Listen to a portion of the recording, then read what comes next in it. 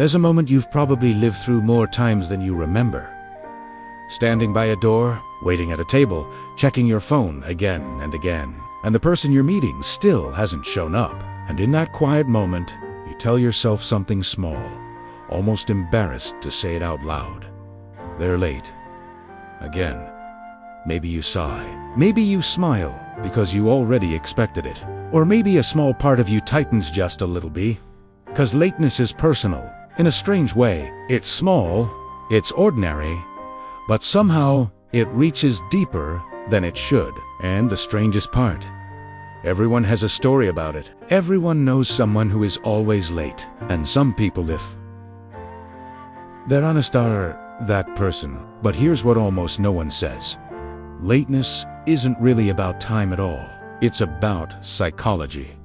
It's about emotion. It's about how someone feels inside their own skin, inside their own life, inside their own pressure. Because when someone is late once or twice, it's an accident. But when it becomes a pattern, something deeper is happening. Patterns don't grow from nowhere, something feeds them.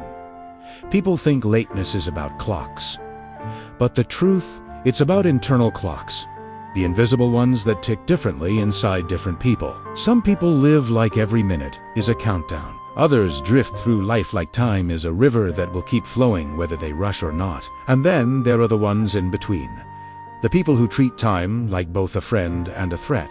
These are the people who are almost always late. And here's the thing, they rarely mean to upset anyone. They don't wake up and think, who can I inconvenience today? Most of the time, they're fighting a quiet battle inside themselves.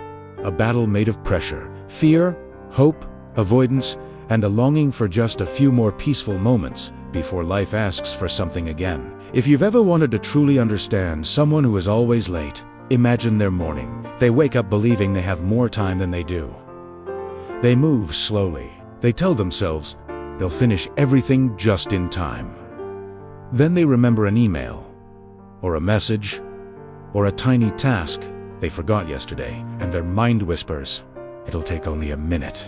But their internal estimate is almost always wrong. Not because they're irresponsible, but because their brain calculates time based on hope, not on reality. Psychologists call this emotional miscalculation.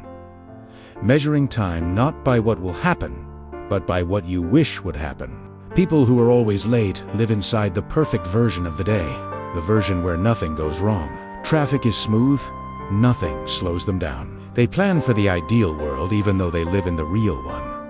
But that's just one layer. There's another one. Emotional transitions. Some people struggle to stop what they're doing. Some struggle to start. And for money, both require emotional energy.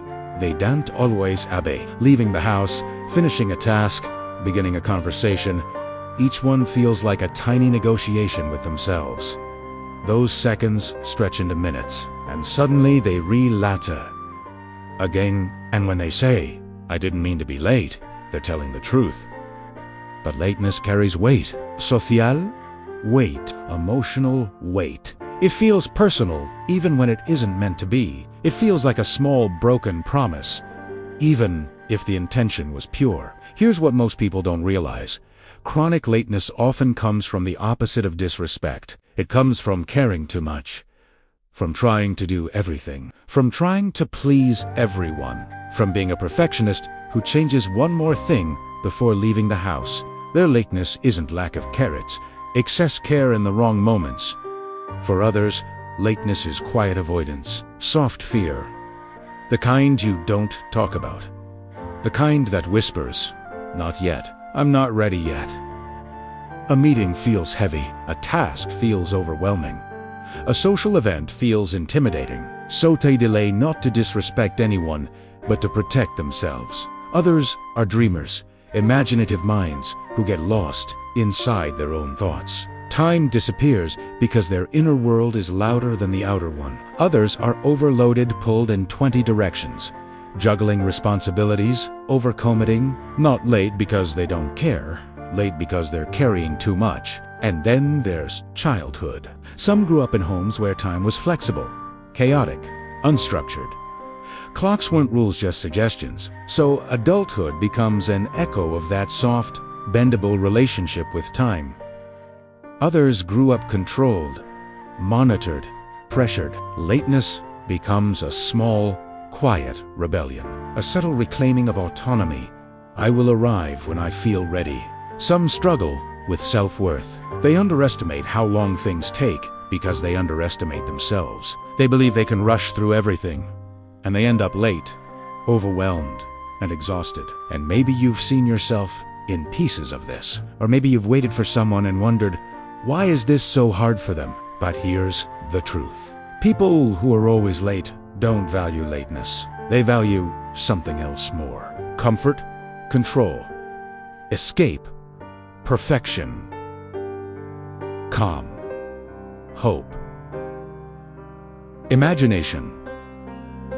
Time becomes the thing they sacrifice to protect those emotional needs. And yet, there's something deeper and rarely discussed.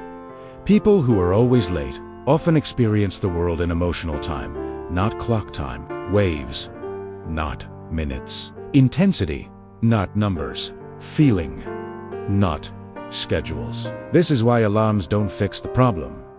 Because alarms don't change emotions, some people get pulled into tasks so deeply that minutes disappear. Some become anxious the moment they try to leave. Some believe arriving early feels awkward, exposed, or unnecessary. Some minds drift, some minds panic, some minds hope too much. And yet, beneath all this, a surprising truth appears. Many chronically late people are extremely reliable in deeper ways. They show up for the people they love. They support others emotionally. They care profoundly. Their lateness is about timing, not loyalty, not kindness, not character. But the world judges actions, not intention. Behind every apology is embarrassment. Behind every rushed entrance is guilt.